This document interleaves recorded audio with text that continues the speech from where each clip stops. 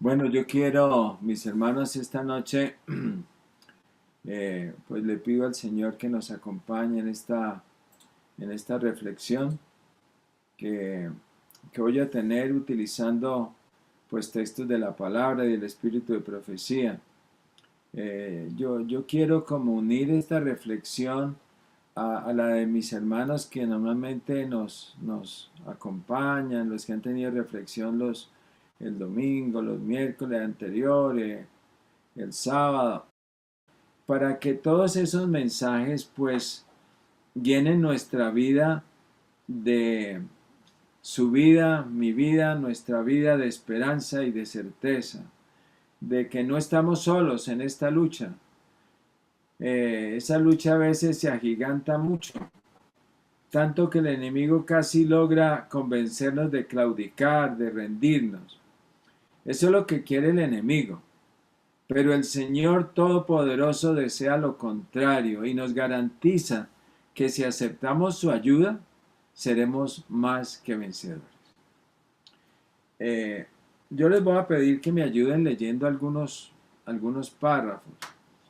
Entonces, para no hacerlo yo solo y que eh, sea más interactivo.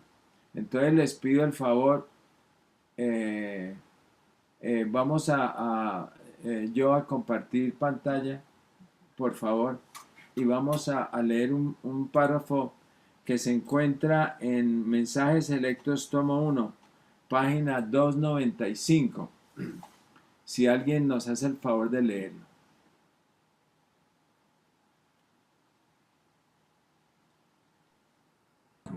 Yo te ayudo en el cita. Buenas noches. Gracias, gracias más. Después de la caída del hombre, Satanás declaró que los seres humanos habían demostrado ser incapaces de guardar la ley de Dios y procuró arrastrar consigo al universo en esa creencia. Las palabras de Satanás parecían ser verdaderas y Cristo vino para desenmascarar al engañador. La majestad del cielo se hizo cargo de la causa del hombre y con la misma ayuda que puede obtener el hombre resistió las tentaciones de Satanás, así como el hombre debe resistirlas. Esta fue la única forma en la cual el hombre caído pudo convertirse en participante de la naturaleza divina. Al tomar la naturaleza humana, Cristo fue hecho idóneo para comprender las pruebas y dolores del hombre y todas las tentaciones con las que es acosado. Los ángeles que no estaban familiarizados con el pecado no podían simpatizar con el hombre en sus pruebas peculiares. Cristo condescendió en tomar la naturaleza humana y fue tentado en todo punto como nosotros, para que pudiera saber cómo socorrer a todos los que fueran tentados. Bueno, básicamente lo que más quiero destacar es que el Señor está y ha estado y va a estar ayudándonos siempre para darnos la victoria. Y Él es nuestro ejemplo. Lo que ha querido el Eterno Padre y Jesús y el Espíritu Santo es asegurarnos de su ayuda. Y eh, dentro de este tema trascendental de la salvación y de cómo el Señor nos permite obtener las victorias, pues está la encarnación de Cristo, la encarnación del Verbo de Dios a través de la Virgen María. Y por supuesto este es un tema que no voy a tratar en extenso, este es un tema muy largo, pero espero que con esta reflexión en las mentes de cada uno de nosotros, gracias a la revelación, comience a configurarse en nuestra mente la magnitud de la entrega del Hijo de Dios, el nivel de su negación, con el fin de que todos los pecadores, incluidos nosotros, podamos ser rescatados. Los planes eternos de Dios son perfectos, hermanos. Y cada paso en el desarrollo del misterio de la piedad, del plan de salvación, viene siendo ejecutado por Él en forma no solo intencional a cada paso, sino en forma perfecta.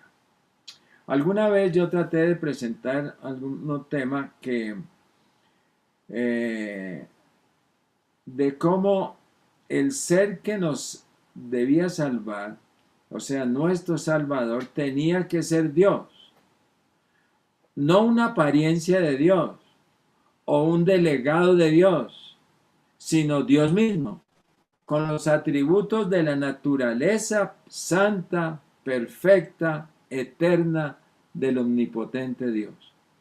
Pero no bastaba con eso. Entonces, repito, no lo traté de mostrar una vez en un tema, no lo voy a hacer hoy, pero hago la declaración.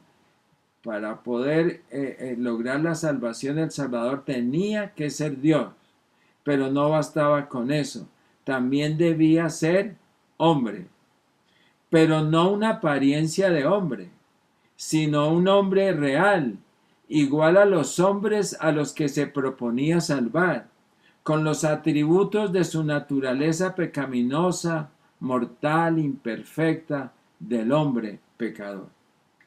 Para salvar al pecador, el ser humano debía alcanzar un carácter o debe alcanzar un carácter transformado que se ajuste a las exigencias de la justa ley de Dios. Pero eso para el pecador es un imposible, pero no para Dios. Y por eso su plan extraordinario.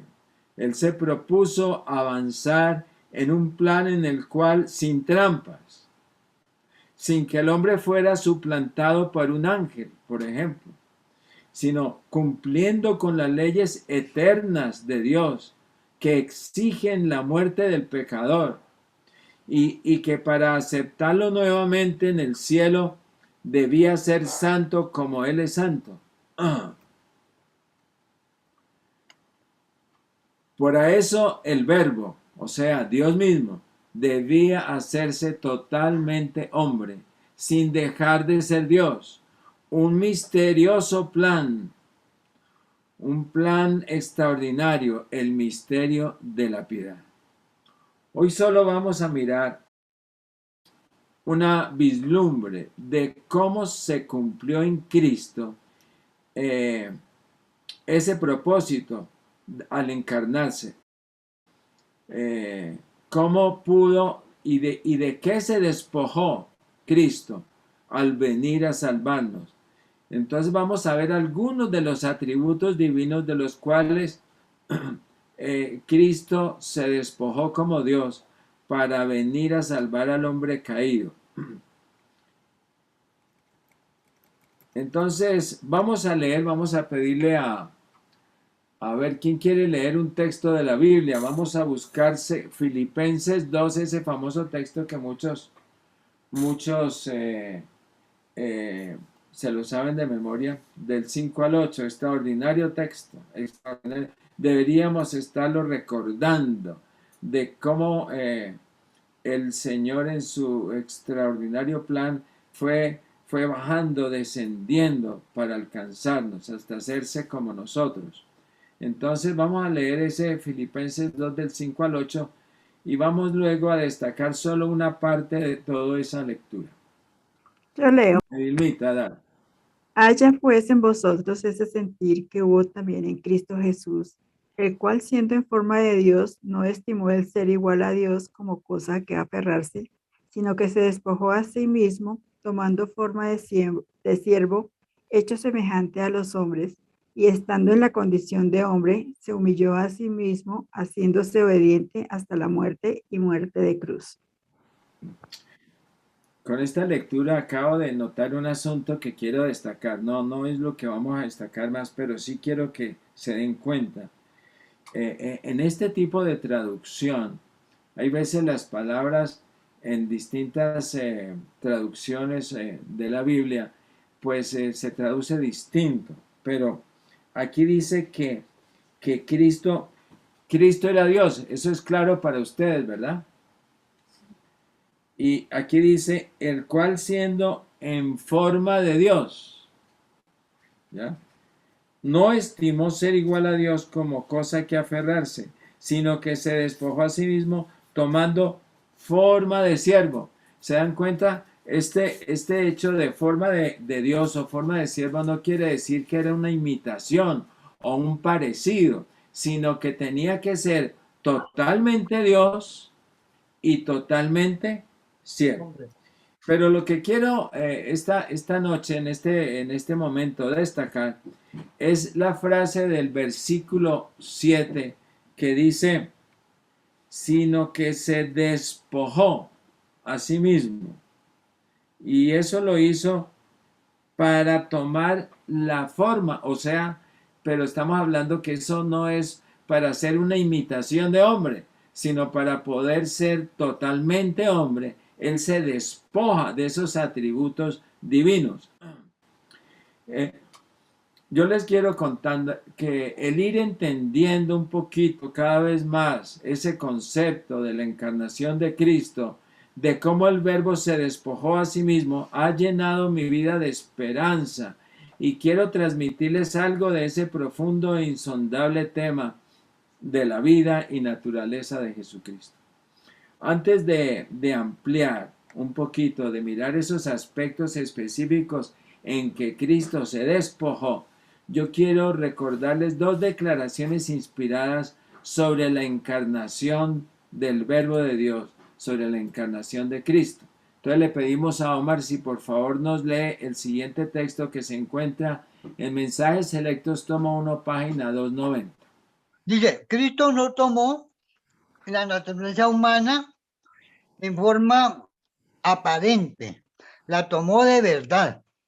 En realidad, poseyó la naturaleza humana, por cuanto los hijos participan de carne y sangre, él también participó de lo mismo. Hebreos 2:14.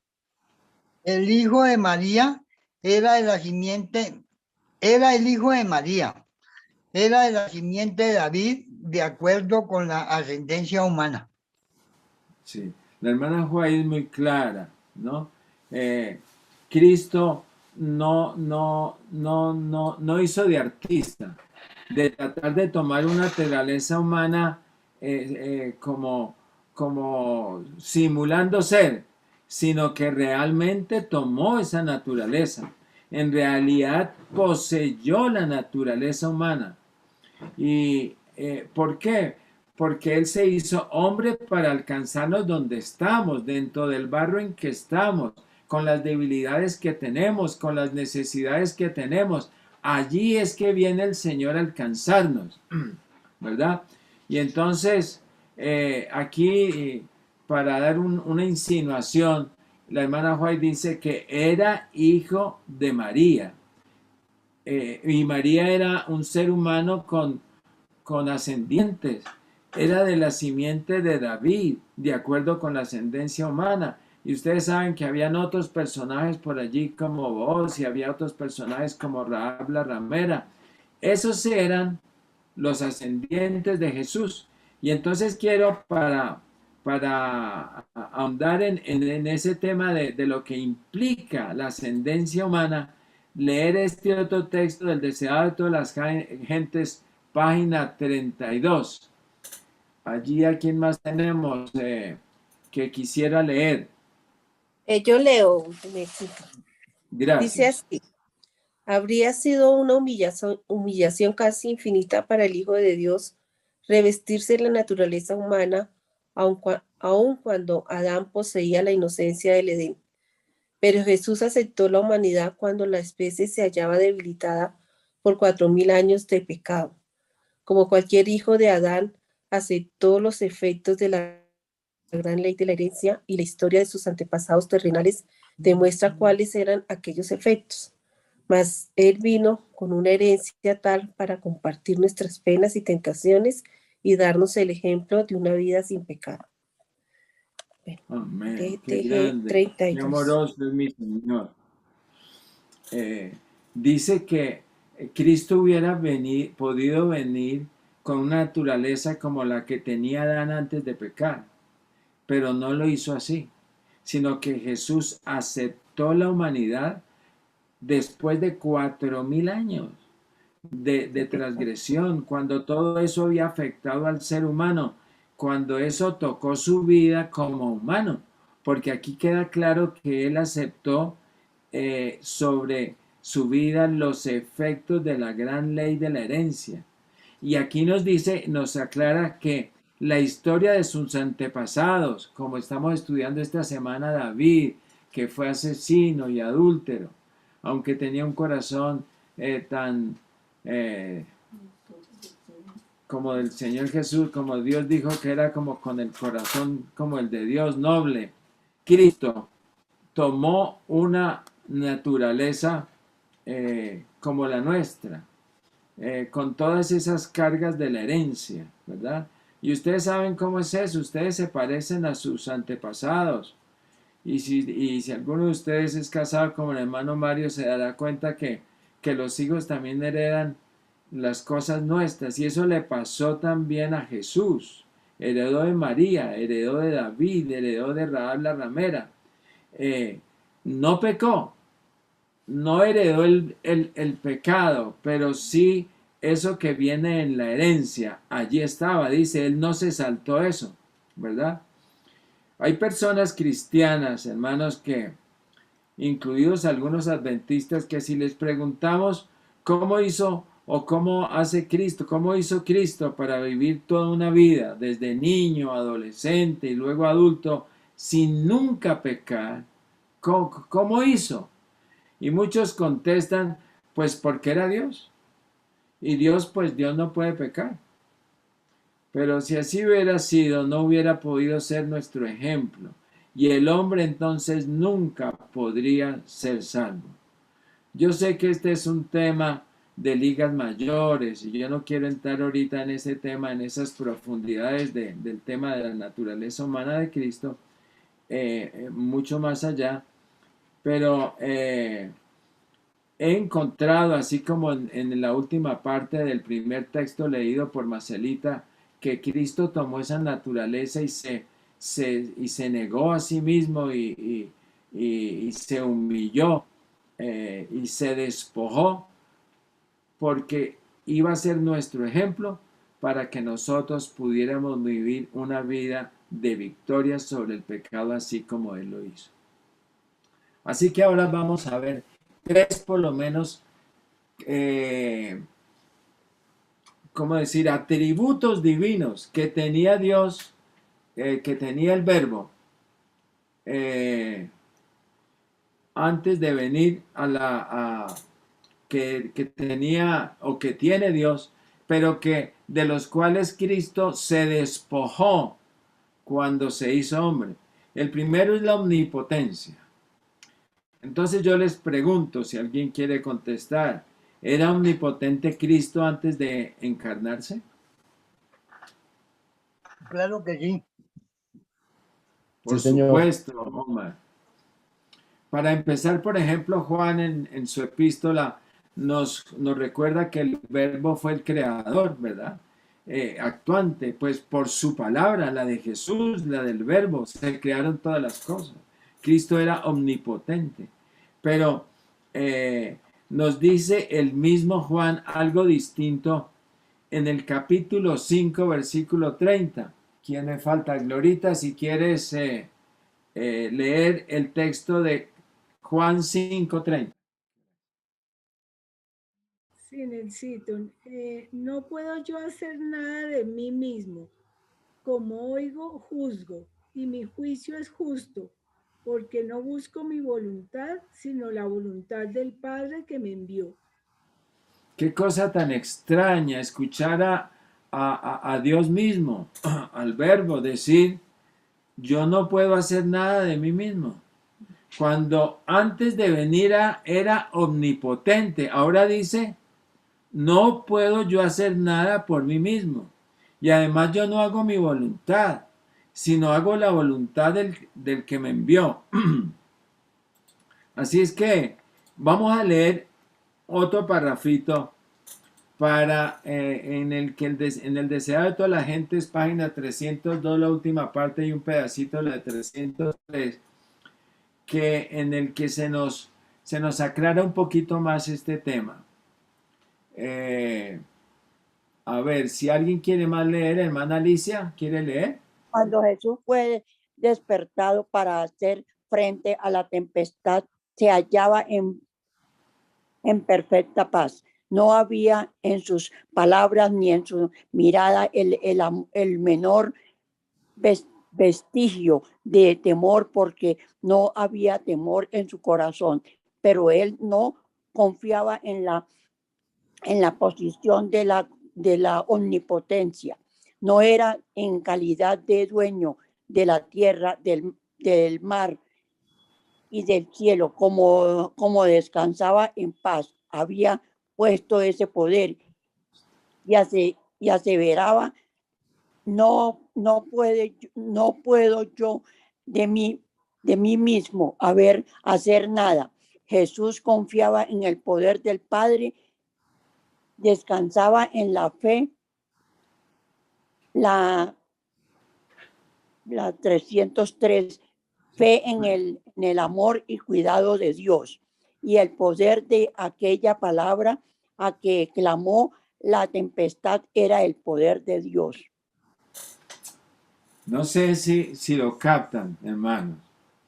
Estaba Jesús con sus discípulos en esa tempestad en el mar de Galilea, si lo recuerdan. Y estaban angustiados y tuvieron que despertarlo. ¿Y qué fue lo que dijo Omar Jesús para calmar la tempestad? Les dijo que callaran, aplacó la tempestad y la enmudeció. Dice, calla, enmudece. Pero ¿qué dice, aclarándonos ese pasaje, la hermana Huay? Que no lo hizo en la calidad de poseer la omnipotencia. Él dijo, no, yo de mismo no puedo hacer nada. Y dice, y el poder de aquella palabra, o sea, calla, enmudece, que calmó la tempestad, era el poder del Padre, era el poder de Dios, no era su poder. Él estaba actuando en esta tierra como humano, pero aferrado al Padre, y era el poder del Padre el que actuaba. O sea que cuando Jesús dijo, calla y enmudece, realmente era una oración, estaba haciendo una oración al Padre, y el Padre le responde calmando la tempestad en ese mar de Galilea. Extraordinario texto, a mí me hace pensar y quiero que lo miren ustedes. Fíjese que el Señor Jesús depuso su omnipotencia, porque Él no podía venir acá y pues fácil como decir, no, pues Él sí pudo vencer y Él no pecó, pero es que Él era Dios, pues Él todo lo puede. No, Él depuso su poder como omnipotente Dios. Él seguía siendo Dios, pero en su lucha contra el pecado, en sus acciones en favor del hombre, no actuó como Dios, sino como hombre. Y aquí dice que depuso su poder. Decía en el párrafo, había depuesto ese poder, y por eso aseveraba, como decía Juan 5, no puedo yo de mí mismo hacer nada. Y entonces dice la hermana White que el poder que calmó la tempestad fue el poder de Dios, no fue el poder de Cristo actuando aquí como humano, sino que Él se aferró del Padre. Y esa declaración, ese clamor de calla, enmudece, fue una oración que fue contestada por el Padre. Lo mismo podríamos decir cuando expresa Jesús, Lázaro, ven fuera. Realmente lo que esa frase significaban era una oración al Padre, y el Padre responde resucitando a Lázaro y sacándolo del sepulcro.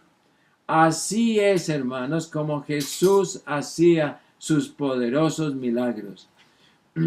Y porque Cristo entonces la pregunta que yo les hago, ¿por qué lo hizo? ¿Por qué se despojó Jesús de su propio poder? para dar servir como al ejemplo. ser humano. Puede ser, sí, tiene razón, porque Él vino a vivir como un ser humano. Las gentes siempre han conocido, los estudiosos de la palabra, los creyentes de Dios, saben del poder omnipotente de Dios y de Jehová, que realizaba sus obras portentosas en el Antiguo Testamento, y eso está citado en la palabra. Pero lo que la gente necesita y quiere saber hoy es lo que un verdadero ser humano, dependiendo por completo en el poder de Dios, puede hacer. No lo que puede hacer Dios, porque Dios todo lo puede. Lo que necesitamos hoy como ejemplo y como testimonio y como impulso y como ayuda es que podamos aprender cómo un ser humano verdadero como ustedes y yo podemos, dependiendo de Dios, qué es lo que podemos hacer. La gente necesita ver que ese poder está disponible para cada ser humano en su lucha contra el pecado, y por eso Cristo se despojó de ese poder. Vamos a mirar otro atributo. Entonces, primer atributo del cual se despojó, la omnipotencia. Vamos a ver otro. Este otro atributo es la memoria y la sabiduría de Dios. Y quiero que alguien me lea, por favor, Lucas 2:52. Y Jesús creció en la sabiduría, en estatura y en gracia ante Dios y ante los hombres. Sí, está Sí. bien. Y Jesús crecía en sabiduría. Yo les pregunto, ¿cómo podía el gran Dios crecer en sabiduría? Solo si se había despojado de esa sabiduría. Y entonces vamos a leer una pequeña frase que está en Deseado de toda la gente, página 50. Las mismas palabras que él había hablado a Israel por medio de Moisés le fueron enseñadas sobre las rodillas de su madre. Él adquirió saber como nosotros podemos adquirirlo. Ok, o sea que las mismas palabras que el mismo Jesús como Jehová en el Antiguo Testamento le había hablado y enseñado a Israel por medio de Moisés, le fueron ahora enseñadas en las rodillas de su madre. Él no se hizo el ignorante, no sabía, él aprendió, él adquirió el saber como nosotros podemos adquirirlo. Eso está en el Deseado de toda la gente, es página 50. Escuché a un predicador diciendo, ¿cómo sería esa experiencia de Jesús haciendo preguntas a su madre tales como, ¿por qué el sábado comienza a la puesta del sol del viernes? ¿Y por qué termina al ponerse el sol al día siguiente? Y seguramente su madre María le respondería, porque Jehová nos dijo que lo hiciéramos así. Y ese Jehová que enseñó eso era el mismo Jesús, Jehová en el Antiguo Testamento. Jesús tuvo que aprender lo que él mismo había hecho y dicho en el pasado. Él había perdido su memoria. Todo lo que sabía se esfumó de su memoria. Y entonces vemos aquí otra declaración de conducción del niño. Si otra persona me lo puede leer. Conducción del niño, página Dice 49.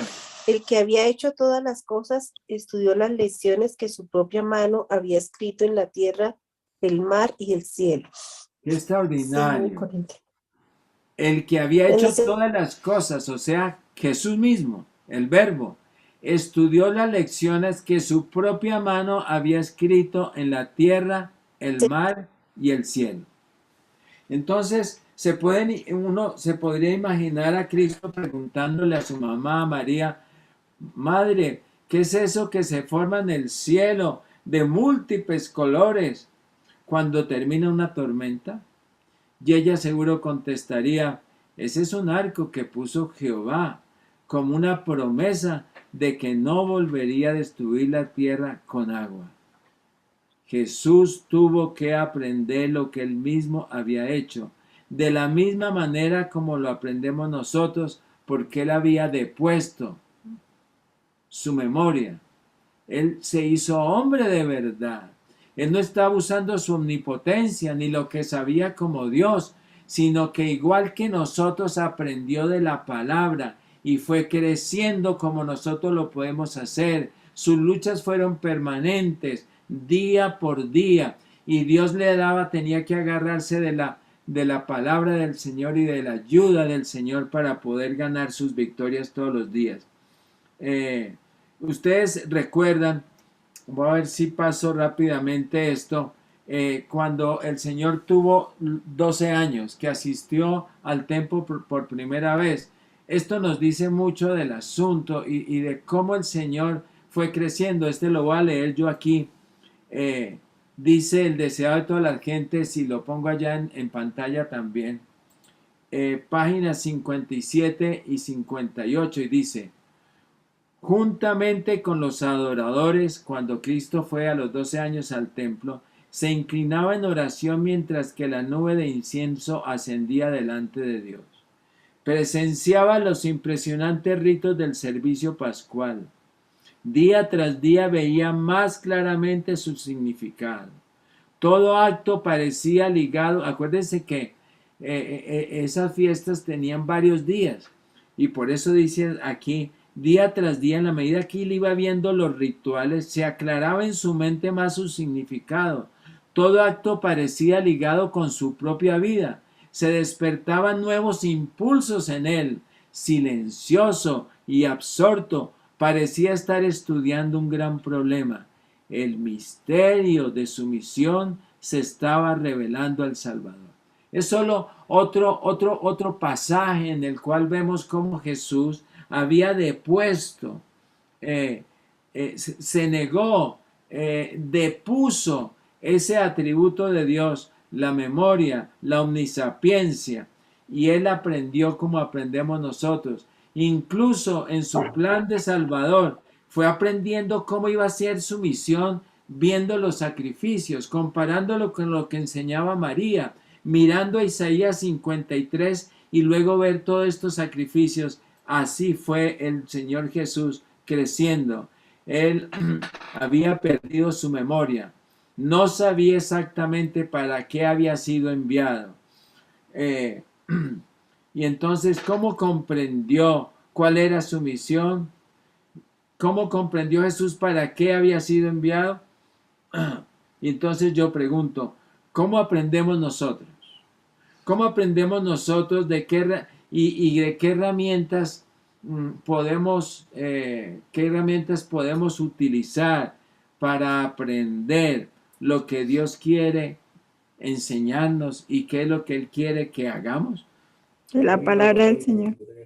De la La palabra del lectura. Señor. ¿Qué otra herramienta tenemos? La oración. La oración. La oración. Y por La supuesto, meditación. exactamente, que nos permite conectarnos y que el Espíritu Santo nos hable a nuestra mente, a nuestro corazón. De esas mismas herramientas, porque era totalmente hombre como nosotros, porque había depuesto su sabiduría, así fue que aprendió Jesús a aprender cuál era la voluntad de su Padre para él.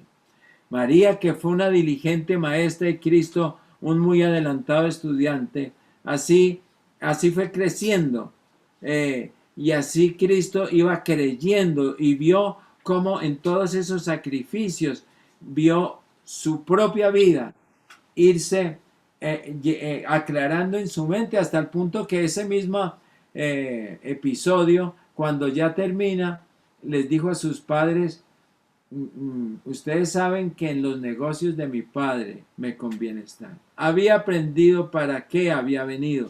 Estaba aprendiendo y quería vivir de lo que el Padre le revelaba. Ahora, ¿cómo hizo Jesús para comprenderlo? Pues por la fe, no por la sapiencia, no porque lo conocía, no porque era Dios, sino porque lo creyó de la palabra.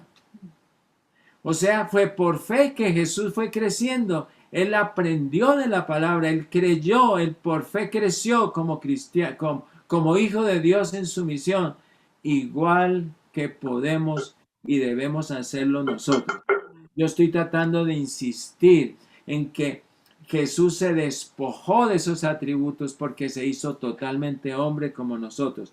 Y vamos a tocar un último aspecto que es la presciencia, o sea, conocer el futuro. Y yo quiero, si alguien me lee Marcos 13:32, está hablando de los eventos de su segunda venida. Pero de aquel día y de la hora nadie sabe, ni aun los ángeles que están en el cielo, ni el Hijo, sino el Padre. Y es aterrador porque acuérdense que Jesús ya les había dicho que él iba a morir, que él iba a resucitar, que él iba a volver, que él dice todas esas cosas y sin embargo ahora dice, pero no, yo no sé ni el día ni la hora. Ni aun los Jesús, como cualquier profeta, porque él fue profeta también, acuérdense que él fue profeta, después sacerdote y va a ser rey cuando venga por nosotros. Así es que como profeta hay veces el Padre le revelaba cosas, hay veces le revelaba cosas de personas o eventos. Así era la forma, o estudiando la palabra o porque Dios se lo revelaba. Y lo que Dios no tenía bien revelarle, pues Jesús decía, no le daba pena decir, no lo sé, ni yo lo sé. Nadie sabe, ningún hombre, ni los ángeles, ni yo lo sé tampoco, ¿verdad?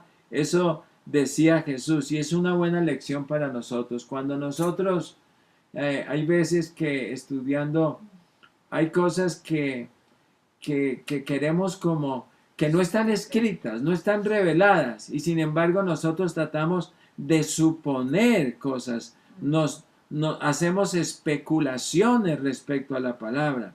No nos dé vergüenza. Cuando algo no está revelado, simplemente debemos con honestidad decir, no sé, no esté revelado, seguro el Padre nos lo va a revelar en su momento, quizás cuando ya seamos salvos. Mire este otro pasaje en el libro Deseado de toda la gente, es página 121. Dice Jesús, dice la hermana White, antes de venir a la tierra, el plan estuvo delante de él. ¿Por qué lo creó? Con el Padre y el Espíritu Santo. Era perfecto en todos sus detalles y él lo conocía. Pero mientras andaba entre los hombres, era guiado paso a paso por la voluntad de su Padre. Lo iba aprendiendo por su palabra o por la revelación del Padre. Esa es la diferencia, hermanos, entre Jehová o el ángel de Jehová que actuaba en el Antiguo Testamento y que es el mismo Jesús. Esa es la diferencia entre Jehová y Jesús. Aunque ambos son el mismo, aunque con diferentes nombres, Jehová tiene completa omnisciencia. Él sabe todas las cosas, pero Jesús, como Jehová, Jesús en el Antiguo Testamento conocía todo hasta el final, el futuro, pero como hombre iba aprendiendo de la palabra o de lo que le revelaba el Padre, porque fue igual que nosotros. Jesús se despojó de ese atributo y marcha paso a paso, porque Él se hizo hombre, y así es como nosotros debemos marchar. La palabra dice que Cristo no hacía planes para sí mismo, aceptaba los planes de Dios para Él, y día tras día el Padre se lo revelaba. Ya para terminar, antes de la conclusión, vamos a leer este último parrafito del Deseado de todas las gentes, página 701. El Salvador no podía ver a través de los portales de la tumba. Acuérdense de eso tan terrible, de esos episodios finales de su vida. La esperanza no le presentaba su salida del sepulcro, aunque él le había dicho a los discípulos que iba a resucitar al tercer día. La experiencia de cargar con nuestros pecados lo consumió tanto y lo apartó del Padre que él no podía ver más allá. La esperanza no le presentaba su salida del sepulcro como vencedor, ni le hablaba de la aceptación de su sacrificio por el Padre. Y él con humildad le dijo, Padre, yo no sé, Padre, yo ahora he entendido para qué estoy acá y estoy aquí dispuesto y si debo morir, voy a morir, Padre, y si no he de resucitar, porque él no veía salida, pues que sea así, Señor. Si eso alaba tu nombre, si eso te ayuda a obtener la victoria total sobre el pecado y sobre Satanás, que así sea. Pero hasta ese punto llegó porque Cristo se despojó de todo eso, de sus atributos como Dios. La mayoría de los cristianos creen que Jesús realizó todos sus milagros porque era Dios. Pero yo quise traer este tema para que veamos que Cristo realmente se hizo como uno de nosotros y que todo lo que Cristo hizo en su lucha con el pecado y la forma como venció fue utilizando las mismas armas que tú y yo podemos usar. Arriba leímos que Él vino con una naturaleza caída para compartir nuestras penas y tentaciones y darnos el ejemplo de una vida sin pecado. Reconfortémonos, hermanos, por la gracia de Dios y la ayuda de su Espíritu Santo. Es por esa gracia, es por su gracia y por el poder del Espíritu Santo como podemos vencer en nuestra lucha con el pecado. Yo recuerdo que Audrey en estos días leyó cómo se menciona en Apocalipsis muchas veces: al que venza son los que van a heredar, el que venza se le dará otro nombre, al que venza se le dará la vida eterna. Y ese vencer no es exactamente vencer en una competencia deportiva o en una competencia intelectual, sino en nuestra lucha contra el pecado.